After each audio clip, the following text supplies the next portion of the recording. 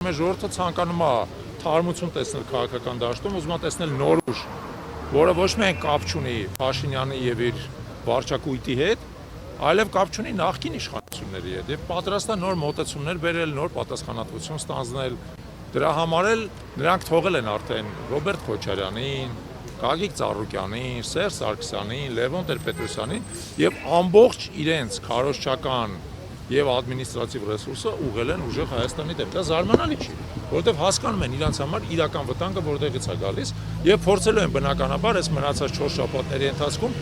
հնարավոր ցանկացած հնարավոր եւ անհնարին բան անելու, որպեսզի ուժեղ Հայաստանի հաղթանակի շանսերը նվազեցնեն։ Կարծում եմ իրանք կձախողվեն, որովհետեւ այդ ամեն ինչը այլևս արդյունք չի տալիս։ Երեք հերթական սոց հարցումներն են հրապարակվելու,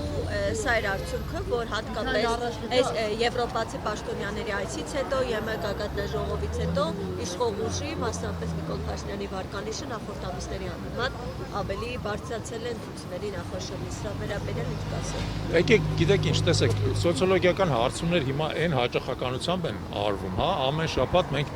2-3 սոցիոլոգիական հարցման արդյունք ենք տեսնում։ Ընտրությունների արդյունքների տեսանկյունից սոցիոլոգիական հարցումները ընդհանրապես, այսպես ասած, ուղղորդող գործոն են։ Ընդհանրապես ուղղորդող գործոն են։ Ընտրությունների օրը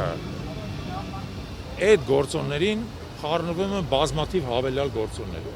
Ընտրողներից ով է գալի ընտրության, ի վերջո վերջի պահին ինչ ընտրություն է կատարում, իր խղճի առաջ ինչ պատասխան է տալիս եւ այլն։ Դա համար եկեք վերաբերվենք բոլոր այդ սոցիոլոգիական հարցումներին որպես ընդհանուր, այսպես ասած, ֆոն, հաշվի առնենք հետեւյալը, որ ոչ մի սոցիոլոգիական հարցում եւ ոչ մի սոցիոլոգիական հարցում գործող իշխանությանը բացահայտ առավելություն չի տալիս, ընդդիմադիր դաշտը միասին վերցած ավելի շատ աջակցություն ունի, քան թե գործող իշխանությունը, ցանկացած պրակտիկորեն սոցիոլոգիական հարցման մեջ, ուստի մեր հիմնական խնդիրը լինելու է նա, որ մենք ընդդիմադիր ընտրողին կարողանանք բերել ընտրության մեկ եւ իրան համոզենք, որպեսզի ինքը ընտրի ընդդիմադիր դաշտի առաջատար ուժին, որովհետեւ ամենակարևորը նրանում է, որ ընդդիմադիր դաշտը, որը առնվազն 70% է կազմում Հայաստանում, ինքը գա ընտրության եւ իր ձայները չփոշյանա։ Եթե մենք այդ երկուսը կարողանանք ապահովել, հաղթանակը երաշխավորված է։ Հիմա վերադառնալով ձեր հարցին, ինչպես ենք անելու։ Տեսեք, իշխանությունը վերահսկում է հանրային հաղորդակցության կարևորագույն խողովակները։ Առաջին հերթին հանրային հեռուստատեսությունը։ Հանրային հեռուստատեսության միջոցով վերջի 5 տարիների ընթացքում նա ամենօրյա ռեժիմով սուտ, կեղծիք եւ ատելություն է տարածել։ Ամենօրյա ռեժիմով եւ շարունակում է տարածել։ Եվ ցավոք, մեր հասարակության այն մասը, որը ինֆորմացիան ստանում է հանրային հեռուստատեսությունից, ենթարկվել է այդ ազդեցությանը, այդ տոքսիկ, թունավորող ազդեցությանը։ Մենք միակ ձևը այդ մարդկանց հասնելու դա ֆիզիկական կոնտակտ է։ Տեսեք, ես այսօր խոսում եմ, տեսնում եմ,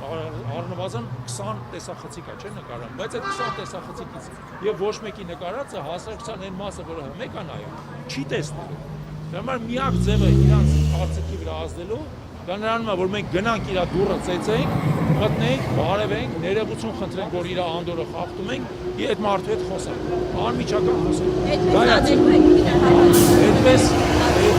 Այդպես արդեն սկսել ենք անել, եւ այս վերջի 4 շաբաթները պետք է առավելագույնս օգտագործենք, որպեսզի այո, ամեն հայ մարդու տուն մտնենք եւ իրան ասենք հետեւյալը. եթե դու ընտրում ես Փաշինյանին, դու ընտրում ես Էրդողանին եւ Ալիևին, որովհետեւ Փաշինյանը այսօր դարձել է Էրդողանի եւ Ալիևի բացահայտ ծառան ու կամակատարը։ Դու ընտրում ես 300,000 ադրբեջանցիների Հայաստանում բնակվելը։ Դու ընտրում ես Սյունիքի հանձնումը Ադրբեջանին։ Դու ընտրում ես հայկական եկեղեցիների ավերումը, դու ընտրում ես հայ առաքելական եկեղեցու որպես կառույցի ավերումը։ Դու ընտրում ես մի Հայաստան, որում քո երեխաները չեն ուզենալու ապրել։ Մի խափնվի այն ասֆալտին, որը Փաշինյանը բերել է քո դուռը։ Այդ ասֆալտը վաղը մյուս օրը քանդվելու է, մանավանդ որ անորակ ասֆալտ է։ Հիշի, որ մենք 3000-ամյա ազգ ենք եւ դեռ 3000 եւ ավել 1000 տարիներ պետք է ապրենք։ Մեր ազգի ապագան մի զոհի քո դռան դեմի ասֆալտը։ Արվետ քաղաքական ուժեր կան Հայաստան գալու, որովհետեւ այդ տեղեկությունը ամենքերբ հերկվել է։ Այդ տեղեկությունը Ալիևի կողմից չի հերկվել։ Տեսնում եմ, որ դուք սիվիկից եք։ Ես ասեմ, քան որ Ալիևը ամեն ինչ ասում է Փաշինյանի հետ համաձայնեցնելուց հետո,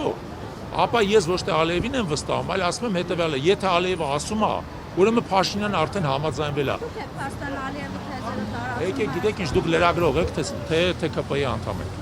Եթե լրագրող եք, եկեք իմ այդ քաղաքական դիսպուտի մեջ մի մտեք։ Մենք տեսել ենք, որ այս ընթացքում Ալիևը ինչ ասել է, մեկին մեկ տեղի է ունեցել։ Ինչի որտեղ Ալիևը ցանկացած բան Փաշինյանի հետ համաձայնեցնում է, հետո է ասում, ինչի որովհետև Փաշինյանն ու Ալիևը դրանք մի տիրոջ ծառայող երկու ծառաներ են։ Իրանք նույն քաղաքական սուբյեկտն են եւ դա արդեն ապացուցված է։ Բազմիցս ապացուցված է։ Դուք ես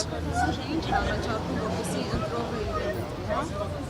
Տեսեք, մեր քաղաքական ուժը հայակվեն է, ինչպես հասկանում եք, ոչ թե ուժեղ Հայաստանը։ Մենք աջակցելու ենք ուժեղ Հայաստանին։ Եվ ուժեղ Հայաստանը ունի իր քաղաքական ծրագիրը, որի կազմելուն մենք անմիջական մասնակցություն ենք ունեցել։ Դրա հիմքում հետևյալն է, եւ ամենակարևորը հետևյալն է։ Մենք չենք տրվելու թուրք-ադրբեջանական պարտադրանքին։ Մենք չենք գնալու թուրք-ադրբեջանական կապիտուլյացիայի։ Հայաստանը պետք է իր ներքին ռեսուրսների եւ նաեւ իր դաշնակից եւ գործընկեր ուժային կենտրոնների հետ միասին կարողանա ձևավորել այնպիսի անվտանգային ճարտարապետություն եւ այնպիսի անվտանգային համակարգ, որը մեզ հնարավորություն է տալիս մերժել թուրք-ադրբեջանական պարտադրանքը։ Դա ամենաառանցքայինն է։ Մենք այլևս չենք գնալու թուրք-ադրբեջանական պարտադրանքով մեր եկեղեցիները քանդելուն, հայ առաքելական սուրբ եկեղեցին վարքաբեկելուն, Արարատը եւ մեր մշակույթի եւ ինքնության սիմվոլները մեր կյանքից հեռացնելուն, մեր փառքի անկյունները դպրոցներից հանելուն, մեր պատմությունը դասագրքերից հանելուն եւ այլն։ Սա ըստ էության կռիվ է եւ հանրակրվե է մեր ինքնությունը պահպանելու համար։ Պարոն Չալաբյան։ Եվ մենք այդ կռիվը տանելու ենք մինչև վերջնական հաղթանակ։ Պարոն Չալաբյան, ձեր անձի կան, որ միասնության թևերի հետ այդպես համագործակցությունը չստացվեց, հիմա ուժեղ Հայաստանին եք անդամ սատարում աջակցում ձեր խոսքը մեջ բերեմ, ինչով է սա պայմանավորված եւ ըստ էության նաեւ ասում են այսպես վստահելի չեք մի թևից անցած մյուսը, այդպիսի տեսակետներ։ Նախ մենք որևէ թևից որևէ թև չենք անցել։ Մենք համագործակցության հուշագիր ենք ստորագրել միասնության թևերի հետ, որով պայմանավորվել ենք մեր ուժերը միավորել։ Չի ստացվել։ Տարբեր պատճառներով չի ստացվել։ Միասնության թևերը թև չի ընդհանրապես։ Դա մեր համար մեզ համարժեք կառույց է, երկու համարժեք կառույցներ իրար հետ համագործակցության հուշագիր են ստորագրել, սկսել են համագործակցել, համագործակցությունը չի ստացվել։ Մեր պատճառների մասն էլ հայտարարել ենք, թե ինչի համագործակցությունը չի ստացվել։ Ցավալի է, որ չի ստացվել, անկեղծ ասած, ցավալի է, որ չի ստացվել, բայց ասել, որ մենք մի թևից անցել ենք մյուս թևը, դա կեղծիք է, որտեղ միասնության թևերը ոչ մի թևեր չի։ Դա մեր պես նորաստեղծ կառույց է, ավելի շուտ մենք 3 տարվա արդեն գործող կառույց ենք, իրենք կես տարի են գործում։ Կարելի է ասել, որ ընդհանրապես ուղղակի այդ համագործակցությունը չստացվեց այդքան բան։ Իդեպ ուժեղ Հայաստանը եւս նորաստեղծ կառույց է։ Եվ ասել, որ մի թևից մյուսն եք անցնում, սխալ է, որտեղ սրանք բոլորը նորաստեղծ կառույցներ են, իրանց միջև ընթանում են համագործակցության տարբեր տեսակի ձևաչափներով քննարկում, հուսով ենք այս համագործակցությունը կստացվի։ Պարոն Չալաբյան, խնդրում եմ կիսվեք, եթե այդպիսիք կան, դաշինքի ներսում ընդհանրապես քննարկումներ ունեք, թե առաջատար պաշտոններում առաջնահերթ ինչ նշանակումներ կունենա։ Տեսեք, ես կարծում եմ, որ դրա մասին խոսելը ընդհանրապես ժամանակավորել է, հա, որովհետև արջին չգործած իրակաշին չեն բաժանում իրար մեջ։ Ես ընդհանրապես որևէ այդպիսի քննարկման չեմ մասնակցել եւ չեմ տեսնում դրա անհրաժեշտությունը այս բանը, որովհետև առաջնահերթ խնդիրը ըստ էության իշխանապողությունը իրականացնել։ Եթե իշխանապողությունը տեղի ունենա եւ երբ որ իշխանապողությունը տեղի ունենա, ես կարծում եմ, որ կառավարության կազմը որպես այդպեսին երկրորդական հարց է լինելու։ Իհարկե, մենք պնդելու ենք նրա վրա, որ կառավարությունը կազմված լինի բարձր հանրային բացառություն վայելող